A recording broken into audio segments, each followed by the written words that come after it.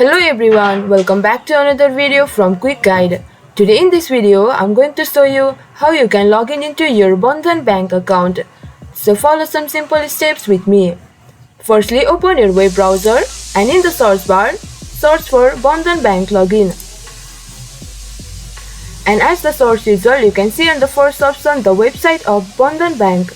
Click on it. It will take you to the login portal of Bandhan Bank. And over here in this portal, enter the user ID of your account. Once you do that, in the password section, enter the password of your account. After that, click on Get OTP. You will receive OTP on your registered mobile number and use that OTP to log in into your Bandhan Bank account. So this way you can log in into your Bandhan Bank account.